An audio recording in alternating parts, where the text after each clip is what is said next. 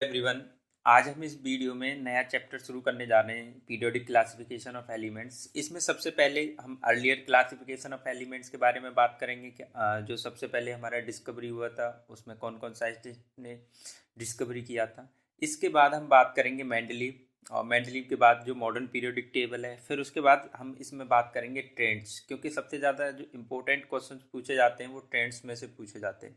तो चलिए इस वीडियो में हम देखते हैं कि अर्लियर अटेम्प्ट्स ऑफ एलिमेंट्स किस तरीके से डिस्कवर किया था और क्या क्या थे उसके इम्पोर्टेंट पॉइंट्स।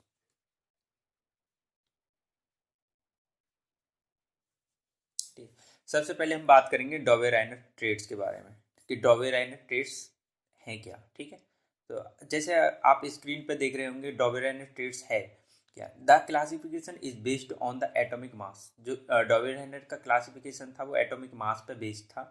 अगर हम इसके देखें, according to this when element are arrange in order of increasing atomic masses. जब हम एक एलिमेंट को किसके अकॉर्डिंग रखते हैं, एटॉमिक मास इंक्रीज होने के अकॉर्डिंग रखते हैं। तो ग्रुप्स ऑफ 3 एलिमेंट्स, तो उन्होंने क्या किया था, 3 एलिमेंट्स का एक ग्रुप लिया था जिसने बताया कि have similar properties are obtained, the atomic mass of middle element of the triad being nearly equal to the average of the atomic masses of the other 2 element.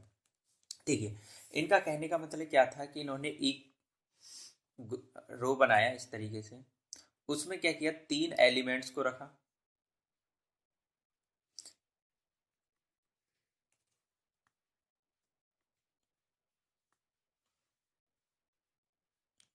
ठीक है, इन 3 एलिमेंट्स को रखने के बाद इन्होंने बोला कि अगर हम इन दोनों के सम करते हैं ना, दोनों का जो हमारे एक्सट्रीम एलिमेंट्स हैं लिथियम एंड पोटेशियम, इन दोनों का सम करते हैं और इसका एवरेज निकालते हैं, तो इसका जो एटॉमिक मास है वो किसके बराबर आएगा, सोडियम के बराबर आएगा। ठीक, तो ये इनका था बेसिस। ठीक, तो इन्होंने इस तरीके से निकाला था। तो इन्होंने बोला कि इनका जो एवरेज एटॉमिक मास आएगा वो सेम आएगा, तो इस वजह से इनकी प्रॉपर्टीज भी क्या होंगी, सिमिलर होंगी।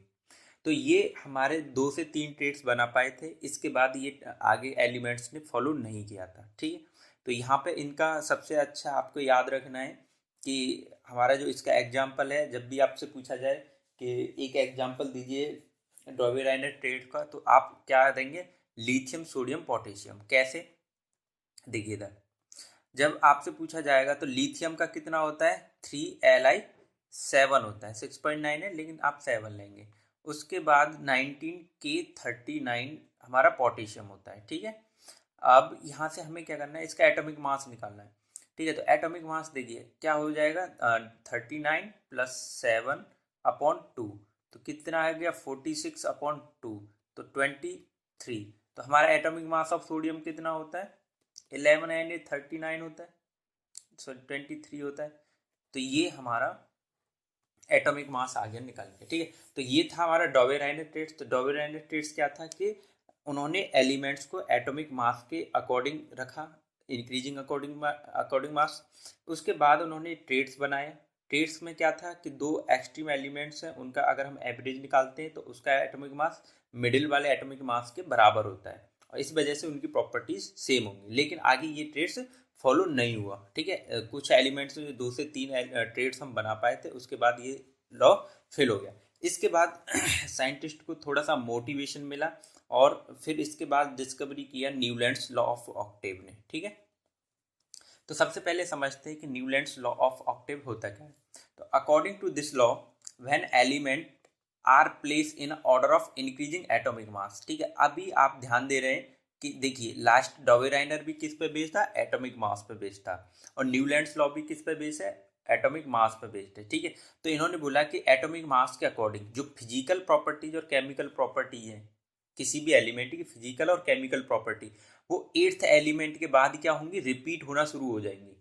ठीक है, जब वो रिपीट होना शुरू हो जाएंगी तो इन्होंने उसका एक टेबल बनाया जिसको हम इंडियन लैंग्वेज में किससे याद रखते हैं, सा रे गामा पा दा नी सा।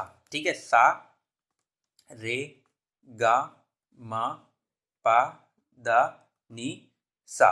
ठीक है, तो देखिए फिर से रिपीट होने लग गया। इनका कहने का मतलब ये था कि जैसे देखिए ये हाइड्रोजन है। ठीक है, हाइड्रोजन हमारा फर्स्ट हो गया। इसके बाद अगर हम 8th एलिमेंट काउंट करेंगे तो 8th एलिमेंट आएगा हमारा फ्लोरीन। ठीक है, तो ये फ्लोरीन आएगा। अब इसके बाद इन्होंने बोला कि हाइड्रोजन और फ्लोरीन की फिजिकल प्रॉपर्टीज और केमिकल प्रॉपर्टीज क्या होंगी, सिमिलर होंगी। ठीक, अब इन्होंने ये जब रूल को डिस्कवर किया तो ये कहाँ तक हुआ, 40 तक, मतलब उस टाइम पे एलिमेंट्स हमारे पास डिस्कवर थे। तो इस रूल को सिर्फ लाइटर एलिमेंट्स ही फॉलो कर सके। और ये रूल जो है कहाँ तक बहुत अच्छे से एप्लीकेबल हुआ, सिर्फ कैल्शियम तक। ठीक है, तो कैल्शियम के बाद इसने इतने अच्छे से फॉलो नहीं किया। और इनका मतलब ये भी प्रेडिक्शन नहीं था कि अगर फ्यूचर में हमारे कोई भी एलिमेंट एक नया डिस्कवर होता है तो उसको किस तरीके से प्लेस किया जाएगा। तो इनके ये ड्रॉबैक्स थे। तो सबसे पहले आपको क्या याद रखना है कि न्यूलैंड्स का लॉ ऑफ ऑक्टेव क्या था।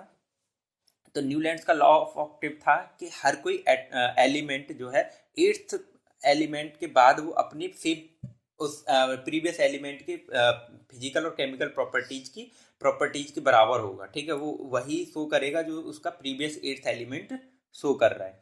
ठीक है, इसके बाद अगर हम बात करें इसके लिमिटेशंस की, तो इसकी लिमिटेशंस क्या थी।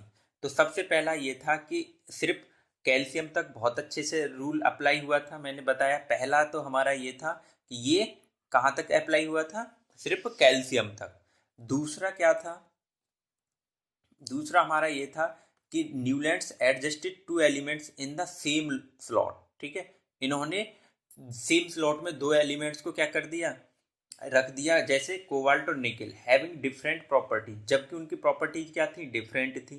ठीक है, अब इसके बाद इन्होंने बोला निकल with fluorine chlorine bromine and iodine. ठीक है, तो अब ये कोबाल्ट और निकल, देखिए कोबाल्ट और निकल क्या है, मेटल, और ये फ्लोरीन क्लोरीन और ब्रोमीन क्या है, गैसेस हैं। ठीक है, हेलोजन गैसेस हैं। तो इस वजह से देखिए कोबाल्ट और निकल की प्रॉपर्टीज क्या हो गई, डिफरेंट। तो यहाँ पे एक तो ये ब्रेक हो गया। इसके बाद ये कह रहे हैं कि only 56 elements existed in nature. ठीक है, तो उस टाइम पर सिर्फ कितने थे, 56 थे। ठीक है, उनके बाद उन्होंने कोई भी डिस्कवर्ड होने के लिए, मतलब फ्यूचर में मैंने बताया, मैंने 40 बोला था लेकिन 56 उस टाइम पे अवेलेबल थे। ठीक है, तो 56 के बाद उन्होंने ऐसा कोई प्रेडिक्शन नहीं किया कि आने वाले जो फ्यूचर में एलिमेंट्स हैं उनके लिए हम किस तरीके से डिस्कवर करेंगे। ठीक है, उनको किस तरीके से प्लेस करेंगे। तो सबसे पहले आपको इसका लिमिटेशंस याद रखना है। ठीक है, क्या क्या लिमिटेशंस थी। तो अब इससे नेक्स्ट वीडियो में हम बात करेंगे कि मेंडलीव का पीरियोडिक क्लासिफिकेशन क्या था और वो किस पर बेस्ड था। ठीक है, चलिए मिलते हैं।